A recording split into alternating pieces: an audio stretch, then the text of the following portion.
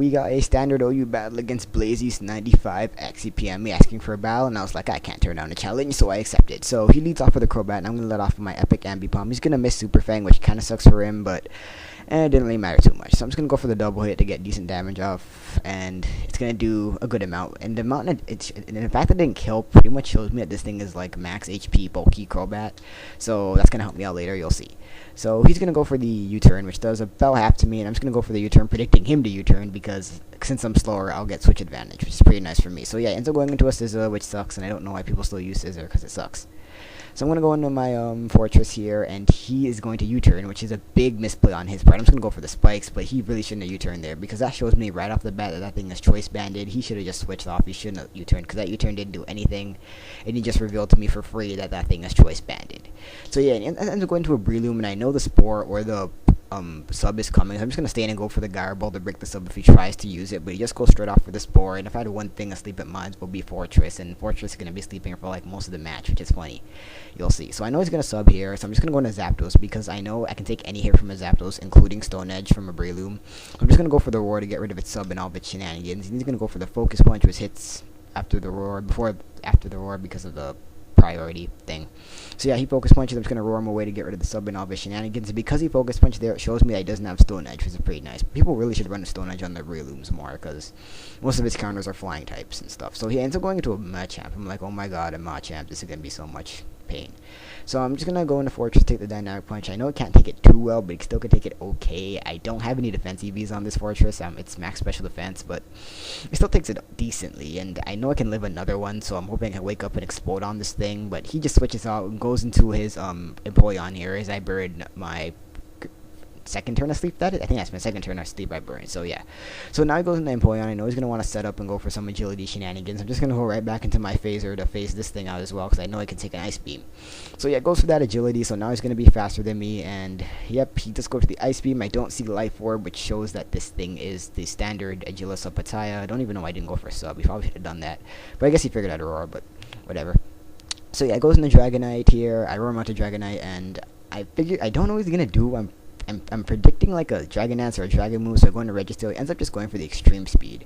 So that kind of led me to believe that he was choice banded here, which kind of made me think for a bit, but yeah, so I'm going to go for the Stealth Rocks right here, because more entry hazards is always fun. So, yep, he goes in the Breloom. I know he can't Spore me, so I know that the worst he can do is just sub. So, I'm just going to go for the Iron Head. But he makes a really good play here and predicts that Iron Head and goes into Empoleon. And the reason he didn't go right back into Empoleon is because he knew I had Thunder Wave on his agility. So, that was really, really smart for him. And I'm going to try to T-Wave him here, but he's going to predict that and go for the sub straight off before he goes for the agility.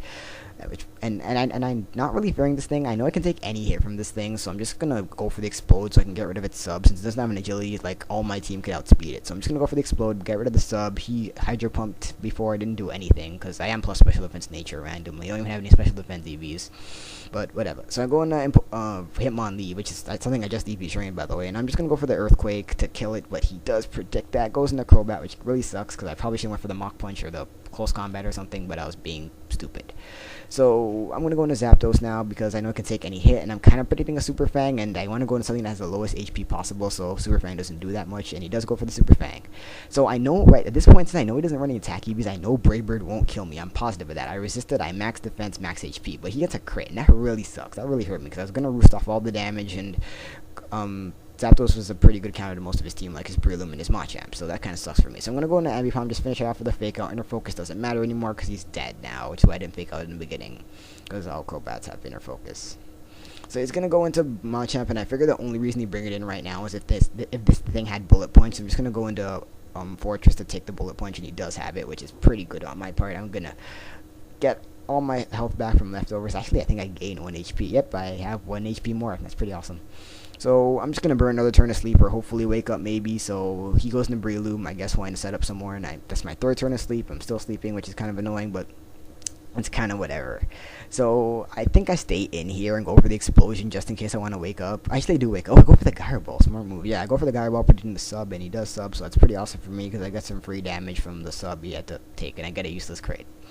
that crate was pretty much useless. So he's gonna sleep me, which is fine, because like I said, I don't really need anything else sleeping except this thing, and because sleep clause, he can't sleep anything else, so rather leave this thing sleeping. And I know the sub or the focus punch is coming, so I'm just gonna go into my Yam Mega, because I can take any hit from this thing even if he subs, and he ends up going for the focus punch, which I X4 resist, which is pretty nice on my part.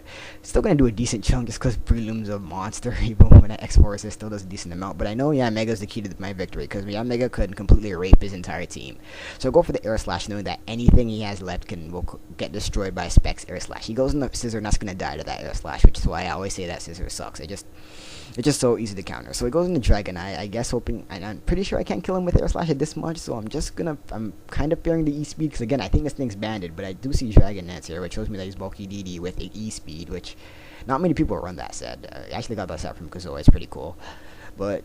Yeah, so he shows me as DD, but I just go into Fortress. I know I can live any hit, and he switches right here. Shows me he doesn't even have a fire move, which is kind of fail on his part. And I'm just gonna go for the explosion here, hoping to wake up, but I don't. He is gonna, and he did get hit down to his Patai Burn. His Empoleon, which shows me it was standard, whatever. He's gonna go for the Hydro Pump. That will take me out because of the +1 and the Torrent. That's kind of overkill right there, but it's still whatever. I have like 1,000,001 things to kill this thing, so it's not gonna be sweeping my team. I'm just gonna go into Yam Mega pretty much for the win. Gonna go for that Bug Buzz thanks to Tinted Lens. It kind of ignores the Steel Resist, and everything on his team is weak to this Yam Mega, so it's just gonna sweep the rest of his team. I was kind of skeptical about killing the Dragonite, but I ran a quick calc and figured out it couldn't possibly live, so Bug Buzz will take out that, and Machamp will also die, and so will what's left? Don't tell me. I forget. Whatever that thing is, it's dead. So that's a good game, Blaze. Pretty cool guy. Check him out, I guess, if you want, or if you don't want it, don't. And I get a crit there, which is funny. Don't think it mattered unless he's plus. Oh yeah, Breloom's gonna die. So yeah, Bug Buzz die. Good game. I really want to upload some more non-OU battles. I've been busy lately. So yeah, bye.